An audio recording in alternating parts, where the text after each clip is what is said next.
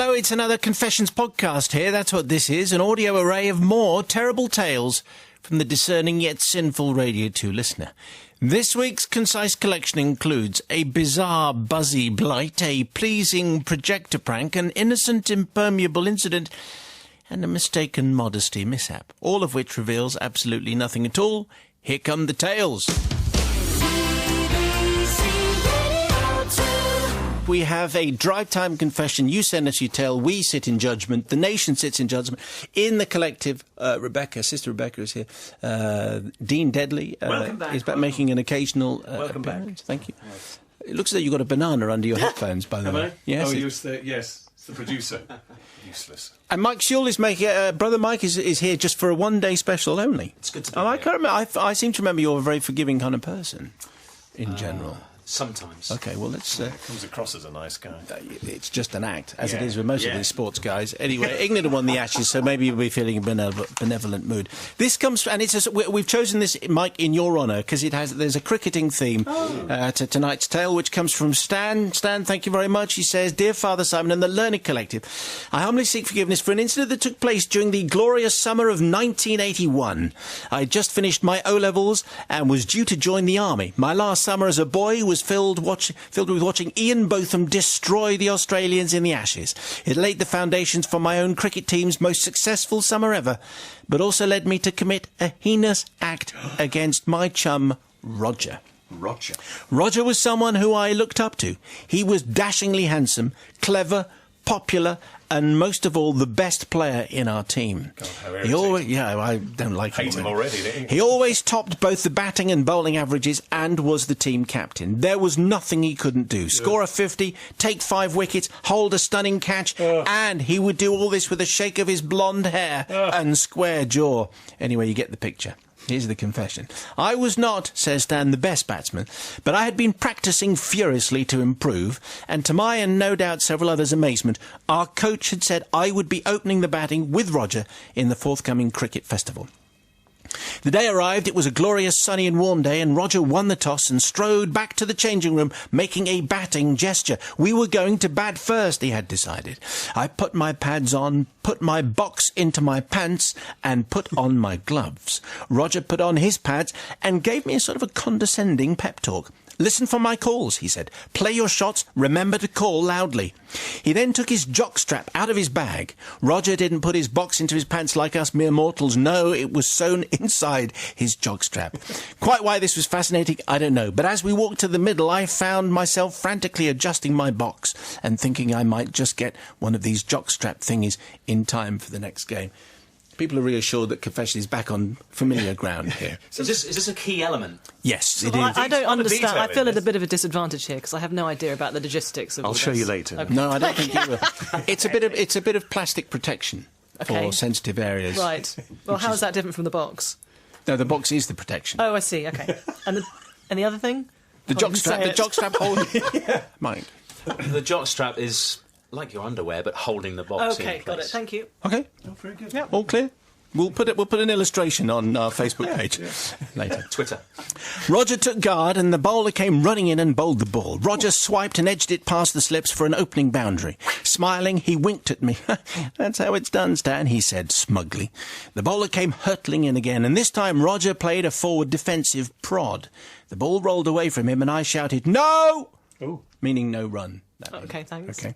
And turned back to my crease. Roger, however, had decided to ignore my call. no. And bellowed, "No, run!" I turned and seeing him running towards me did the gentlemanly thing and started running too. Now, I'm no slouch between the wickets, but the fact that the fielder already had the ball in his hand should have been a giveaway. Yes. I carried on running. The fielder lobbed the ball to the wicketkeeper, who took the bails off with a loud, "How's that?" The umpire's finger was up before I'd even reached the crease, Father Simon. I was out without facing a ball. I hung my head in shame as I trudged off. I heard Roger say, "Sorry, old chum, if you hadn't hesitated, you might just have made it." Well, as you can imagine, I was seething mad. Roger went on to make yet another big score, and when he finally came off for tea, we were handily placed at 190 for 3. I was still sulking in the changing room when our star player came in. He and Tommy Taylor were sharing a laugh and carried on as if I wasn't there. They removed their pads and trousers and other items. to put on their shorts for tea. We just lightened it a little as we've gone through. Other items. Tea was a lovely spread, the usual array of sandwiches, crisps and savoury snacks. This day was a little special, though, as we also had some scones, complete with strawberry jam and cream.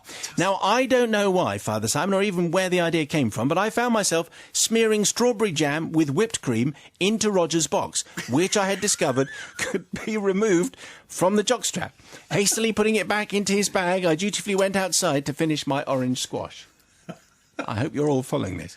Tea was finished, and what happened next went down in the annals of club history. Roger went back to get changed again, and I rather smugly smiled to myself as I thought of him getting jam stuck onto his whites, that kind of thing. But instead, there came from the changing room what could only be described as a blood-curdling scream, and another, and another. People were looking round anxiously. Our coach started to walk towards the changing room when out of the door came Roger, clad only in his shirt and jockstrap, screaming and shouting and seemingly hitting his jockstrap with one of his gloves. He ran around like a man possessed, all the time screaming and beating at his jockstrap. Coach chased after him and eventually brought him down with a textbook rugby tackle. By now I was getting a little concerned. Was he somehow allergic to jam and cream? Coach was now struggling furiously to remove Roger's jockstrap, as this seemed to be the cause of the problem. I was now frantic with worry. Had this joke gone horribly wrong? It transpired that Roger wasn't allergic to jam and cream. He was, however, somewhat allergic to the 3 wasps that had thought it was their lucky day and decided to sample the jam and cream in his box. When he pulled on his jockstrap, he disturbed the trio of wasps who were not happy and decided to sting him many times over. Poor Roger was led away by our coach and taken to A&E, where he was treated for wasp stings to his sensitive areas. He wasn't able to play any of the remaining games in the festival, but we still managed to win, and I made my first ever 50. So, Father Simon, forgiveness please. Not for the deed, because he really had it coming, but from the poor nurses at A&E, who were presented with poor, swollen and bruised Roger, and had to remain professional rather than falling off their chairs laughing, which is what I still do when I recount this story occasionally. And also from our coach, who never really recovered from the tackle that he had to make to bring young Roger down. Well, I think Roger being taken down is a peg or two is a theme running through this tale. Wasps and strawberry cream and jockstraps. What more could you want for a summer That's pretty horrific, confession? isn't it? That's really, yes. I mean, he could actually have done some long-term damage there. Luckily, he didn't. I'm assuming he didn't. He just put the jam and cream. He just put the jam and cream in. But yeah, what actually happened was awful. However, it was unintended, and as you have implied, Roger did need to be taken down a peg or two. So yeah, I think Stan was understandably furious by the way he'd been battered out. Is that the right way to say it, Mike? No. Run out. There you Right, go. very So I'm going to forgive you, Stan. Batted out. Oh, come on. Deadly Give me some Dean, slack. Dean of Deadliness. Well, it's a tricky one, this, in a way, isn't it? But, I mean, he's asking for forgiveness from the nurses and the coach, isn't he?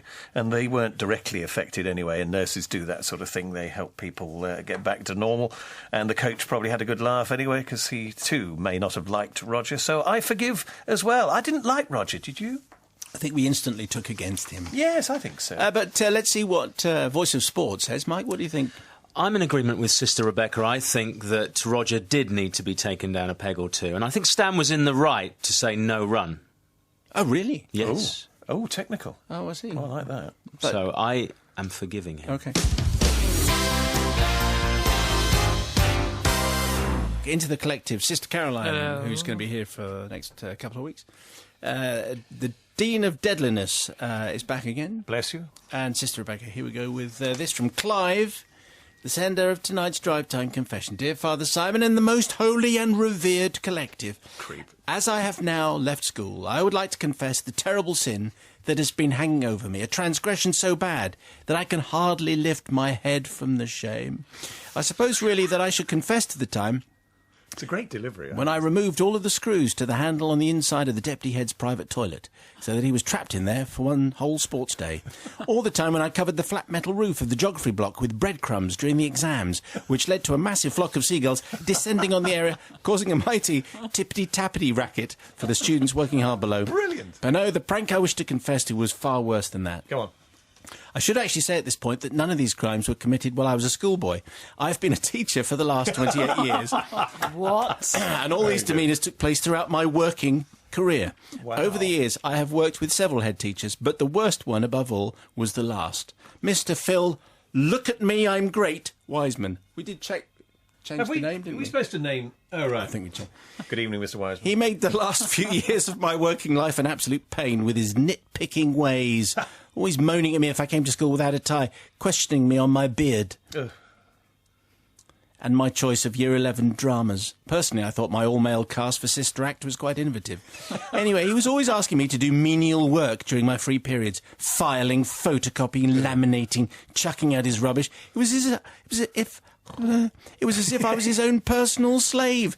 Some of these papers dated back to the 80s and 90s, and I must admit that curiosity got the better of me, and I opened up a few folders to see what was in there. Not much was the answer, mostly bills, invoices, and that kind of thing. Oh, and a small brown envelope with some photos in. Oh. Now, the head was not the only person to really get my goat. The sixth form were particularly too big for their boots and loved to ridicule my lack of knowledge of the latest electronic technology. When one of my plays was being performed, I often asked them to lend a hand on the technical side with lighting and special effects. I was particularly proud of the equipment I'd built up over the years. Best of all was my laptop and projector that I used to add a backdrop to give the drama a little extra something. This was not good enough for my sixth formers. Oh no, they had to bring in their new super-duper ultra-slim laptops with their own special projectors. Anyway, earlier this year I made the decision to retire and was looking forward to having a leaving assembly to say farewell to the old place. I'd already started writing a speech and was thinking about adding a bit of music and getting my class to put on excerpts of plays I'd produced over the years. But it was not to be. I was summoned to the head's office, who announced to me that he was also leaving at the end of the year, so that we would have to have a shared leaving assembly. All that I would be allowed to do was to make a short speech before his grand show-off presentation. I was too taken aback to say anything. My dream of a theatrical farewell had gone up in flames, and I was totally deflated. I wrote my speech, added a couple of funny lines about how I would spend my resting years writing a new musical hit that would rival Les Mis, and left it at that. In the weeks coming up to the leaving assembly, the headmaster commissioned the IT-savvy sixth formers to create an all-singing, all-dancing presentation to be screened during the big speech. A few days before the event, I wandered over to their block on the premise that I couldn't get some software working on my laptop. I feigned admiration and cooed at all the appropriate places at their presentation and generally patronised them beyond belief. Later, during lunch, I popped back when it was quiet, and I took a copy of their aforementioned presentation of the head, and I copied it onto my memory stick, just because I admired it so much. On the fateful day, the assembly hall was packed with all the children, a chief constable in uniform, and the Lord and Lady Mayor. There was a ripple of applause when it came to my speech. I can't say it was my finest moment, but under the circumstances, it was okay. And then the headmaster stepped up. I could see the two mouthy sixth formers at their new sound lighting desk as they started the presentation. It was all going to plan when all of a sudden their projector went out and my projector kicked in. You see, Father Simon, I had a remote for both projectors, my old one and the sixth former's new one. What now showed on the big screen was the same presentation the horrible sixth had designed, but I'd made some tweaks. There were some small outbreaks of tittering around the audience as the images changed from one to the other. The photograph of the head meeting an MP was completely upside down, much to the audience's mirth, that kind of thing. I could see the sixth formers at the back now looking at their computer, completely baffled. They couldn't understand why this was happening, and then my special surprise. Go on. It was at this point that a picture of the head and his wife appeared on the screen. One of the headmaster's old holiday snaps. This was one of the photos that I mentioned when chucking out the filing cabinet contents into the skip. Just a normal run-of-the-mill photo that everyone takes when they're on holiday. A middle-aged, slightly plump, quite wrinkly husband and wife enjoying the wonderful weather our British summer brings. There they were in this photo, standing hand in hand, without a care in the world. Happy couple in love, on holiday, free as birds, and without a stitch on. Oh, no! In their birthday suits, au naturel, completely unfettered by the shackles of clothing, just how God intended, in the buff, stark naked, disrobed, yes, they were nude. All that spared their blushes were a few well-placed cherries, a pineapple, a couple of bananas, and an apple. I'm trying to work that out anatomically. There then followed pictures of them playing tennis, giant chess, volleyball and barbecuing, all the things people do on naturist holidays that no one does anywhere else. By this point, the whole place was in uproar, and I could see parents at the back of the hall laughing so much they had tears coming down their faces. But the head gamely carried on as the sixth formers ran around pulling out wires here and there and everywhere. I then reverted to the original presentation as the sixth formers intended, much to their complete confusion and the relief of everyone else. The rest of the speech followed, and I'm glad to say that there was a standing ovation for the headmaster at the end of it. Later on, there was little talk of anything else as we had drinks afterwards, but surprisingly, the head and his wife were completely unabashed by the whole furore. So Father Simon asked forgiveness from the sixth formers who I'd overheard having the most almighty telling off from the deputy head, and finally to all the staff and pupils and their parents, the Lord and Lady Mayor and the Chief Constable in uniform, who had to witness the holiday snaps of the old headmaster, his wife, and a selection of well-placed fruit. Well, I think that's a very splendid retirement gift to leave. Let's see what the collective make of that, Sister Rebecca. Wow, I can't believe that he was a teacher and he was playing all these pranks himself. I mean, is that common? That is extraordinary, isn't it? I think this was a particularly sophisticated one. I'm not entirely sure how he did it with the replacement projector and everything, but good on him for doing that. And, it sounds like nobody really minded. The headmaster carried on. In fact, naturists are probably quite proud of it, aren't they? So they're not going to be embarrassed. He was retiring as well. He was retiring, and everyone thought it was hilarious. He thought it was hilarious. I mean, the only people who didn't do well out of this were the sixth formers, and I'm sure they got over it. So I think all in all, it was a very funny prank, and you're forgiven. I wonder if there are many assembly-themed confessions or naturist-themed confessions. Anyway, what do you think? I didn't expect that sort of reaction, I have to say, from the audience or the sixth form, or indeed from the headmaster. For somebody who didn't know much about technology, he did have a memory stick, and he knew how to work remotes for projectors. Well, it just was good enough for the sixth form. Well, obviously. So I thought, at first, that's a very malicious thing to do, to show those pictures that were slightly dodgy. But actually, it all went down well. Everybody had a good time. So, forgiven. Can you on imagine this occasion. Quel horror. Can you imagine if that happened with your head when you're at school? Thinking, no, you're not supposed... Oh, I don't want to... Absolutely. It's bad enough when you call them Dad, isn't it? What? You never called your teacher Dad? No. What? Oh, okay. You Just me then. You see? A teacher. All right. Why would you... You know when you mistakenly, Dad, Sir. No, I've never done that. Oh, Anyway, Never, Caroline, ever done of course that. you have. What else do you have? Shush. Well, no one likes to be upstaged, do they, Deadly? No, never. So I think, it was right, within his rights, having been upstaged by the headmaster, to teach him a lesson. It was a lesson well taught. He goes out with legendary status, as do the kids. The sixth formers, legendary status. Yes. They all come out smelling of roses. No harm done. Thank you for all the confessions that are coming in. The podcast will be available on Friday in case you miss any of them. It's been a very good return. Thank you very much indeed for all these stories, and I think this may well provoke a whole bunch of confessions which have just happened. This is a confession which is very, very recent. From Jennifer. Jennifer, thank you. Father Simon and the Holy Order, my confession is a fairly recent one, having only taken place at the start of this summer, start of the summer holidays after breaking up from college. But I already feel the need to get it off my chest. It's interesting, most people leave it about 20 years and then think, this will be a laugh. But this has just happened. We had several weeks to wait until we left for our own much-anticipated holiday in Kefalonia. In the meantime, I had pretty much nothing to do except look forward to feeding my mum's friend Joyce's cat and watering her extensive collection of houseplants while she and her family were swanning about for 2 weeks in Thailand. I had undertaken cat-feeding duties many times before. I'd even fed Joyce's son's lizard, which wasn't fun, as it lived on a diet of live crickets, and its heated glass tank smelt indescribably terrible. However, there had never been any actual problems before now, so I agreed once again to be the holiday pet feeder. Once a day, I had to give the cat, Rosie, a bowl of her dry cat food from the huge bag that was kept behind the door at the top of the cellar stairs. And crucially, Joyce had instructed me I must remember to bolt the cellar door after I'd fed Rosie so that she couldn't get access to the bag of pellets and eat herself to a premature death, as cats are inclined to do, apparently. The aforesaid plant watering chore was a new one, but hey, how hard could it be? Water every plant in the house every 4 to 5 days, said Joyce. OK, no probs, says I, because I'm young. All went well with the cat feeding, and then on the 5th day it was time to water the plants. One of these was on the top of the house, sitting on a sort of stained glass internal skylight. The skylight was separated from the landing by a wooden fence-like thing that prevented you from attempting to stand on the glass. To water the plant there, I had to lean across the fence and struggle to reach it.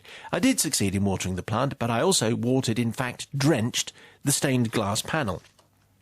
I thought nothing of it, assuming the water would evaporate, until I walked back underneath the skylight to the floor below and found water dripping, nay, pouring onto my shoulder.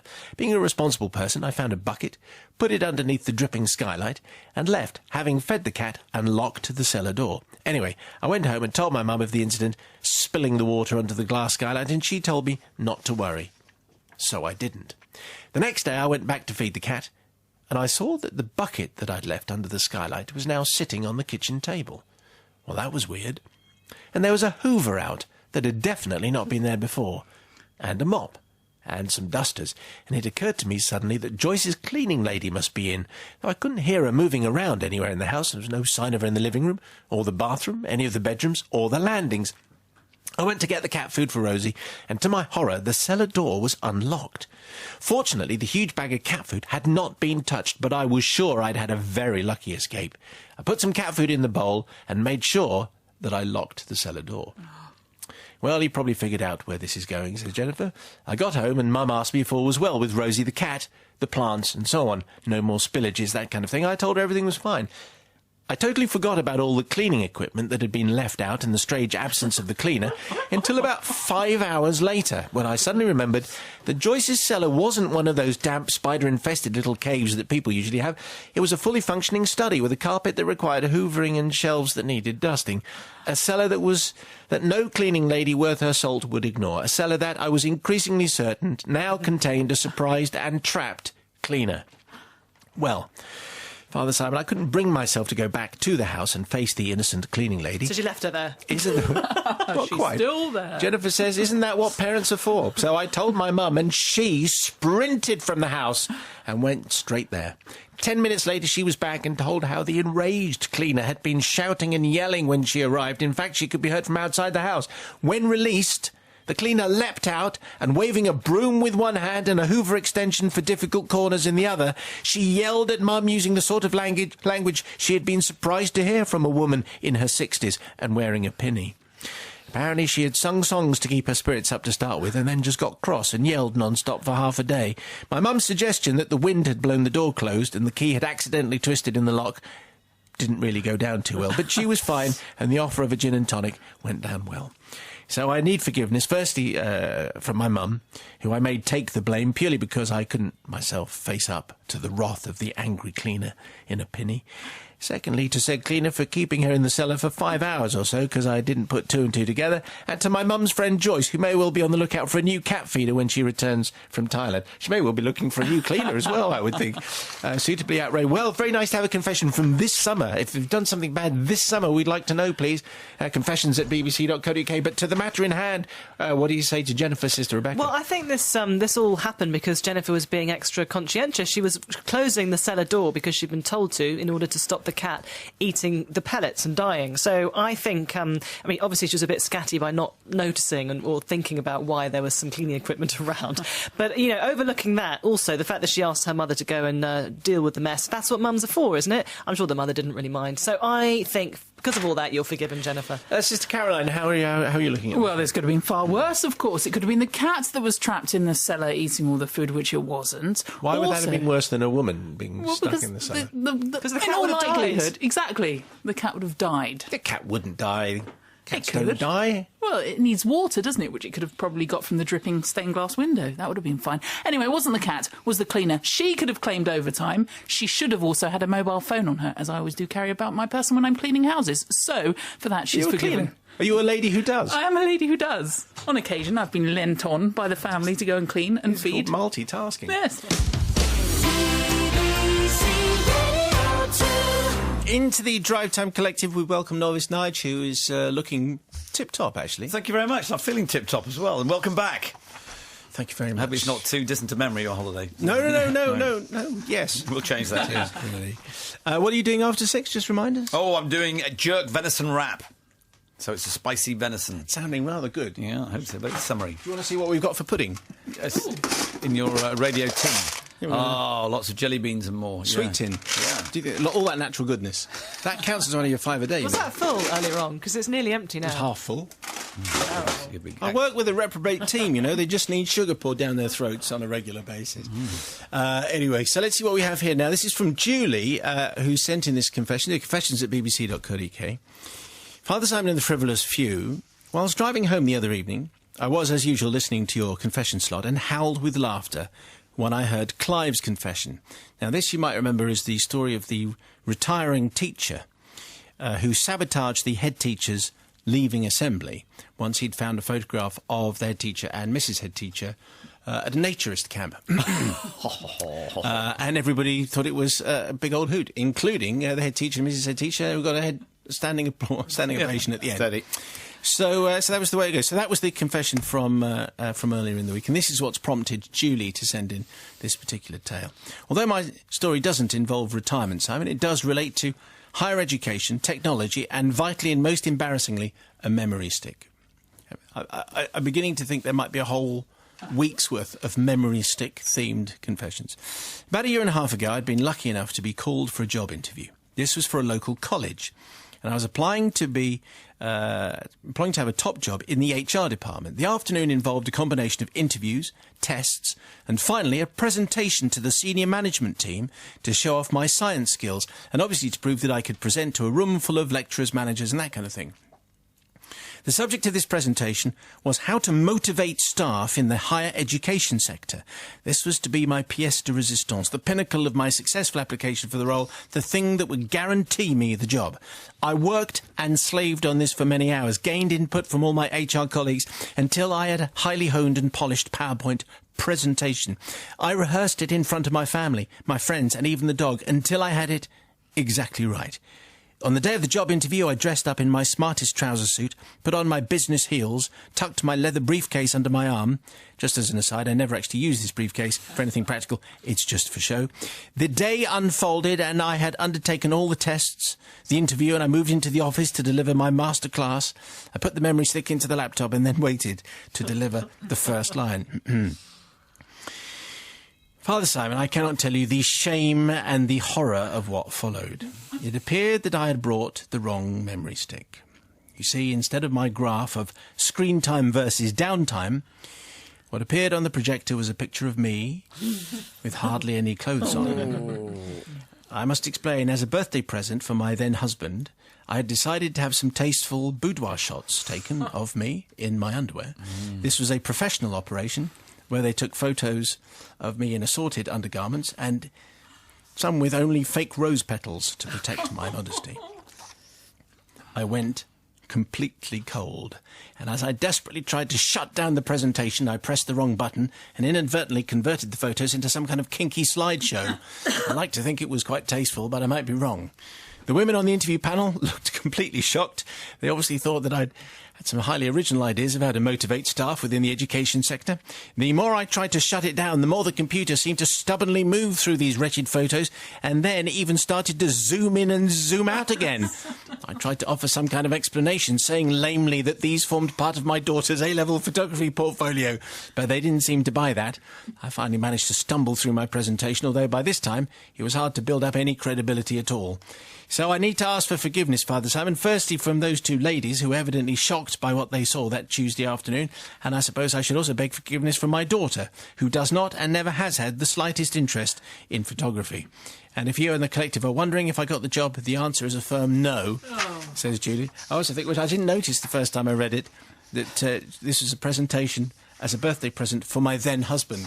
So, Anyway, it's a very interesting tale, and it may well be that you have a USB, the wrong USB thing. Tale at the moment, they all seem to revolve a little bit of sauciness. But anyway, it's Julie's tale. Can you imagine how embarrassing that this is your moment? This is your absolute... This is pièce de résistance. This is the bit that's going to get you the job, and there you are, wearing pants. And also, I mean, the Petals. context. Pants and petals, if you like. What a stressful job interview that sounds like. I mean, a whole day and then a presentation at the end to a number of people, and then for that to have happened. Unbelievably bad luck. Yes. I think really it just shows the dangers of the memory stick, doesn't it? Because they all look the same. I mean, I suppose you can label them, can't you? Why would just? you put? Why would, I mean, also, she probably should have checked it, I suppose, before she left the house. Why would you do that? I don't know. At least the photos were done professionally. That's all I can say. I think that What the people. difference does that make? I'm just being silly. I think the people listening and watching were probably relieved. You know, they probably were quite bored by all the interviewees, and it was a bit of fun. And I don't think they were offended by it. I feel sorry for Julie, but I don't think any harm was done. So I'm going to forgive you. Okay, so we have Sister Caroline now. Well, I too have a briefcase that I carry just for show. So with that respect, and I never know quite what's in it, so she can be mistaken for picking up, as you say, the wrong USB stick. And equally, as she pointed out, it could have motivated them in other areas of their life. Well, Surely it she did. didn't get the job, did she? No, didn't. But she's got a tale to tell, and one she's recounted to us. And for that reason and that reason alone, she is forgiven. Well, she's got a confession out of it. What do you think, Novice Nigel? Yeah, for certain. I do think it would have been, if you'd thought on a thing, said this is a good example of downtime, because that was downtime as opposed to work time, wasn't it? Just me then. Yes, definitely just you. But, yeah, poor kid, you know, I mean, after a whole day of that, Julie, definitely forgiven, and I just hope the other people had a sense of humour about it. It doesn't sound as though they did at all. So in many ways, you're much better off without that company working for them. Yes. Because, they sound like a real fusty old crew. So, forgiven, and have you still got those pictures? And make sure you label them up. Of course, she might have moved on to husband number 2. I don't know. I hope he appreciated them. Well, they were this week's confessions. Who did you forgive? Let us know. Plus, send in your own tale, please. Confessions at bbc.co.uk. More for you next week. Don't forget the weekly Mayo podcast, available now and every Thursday. Thank you.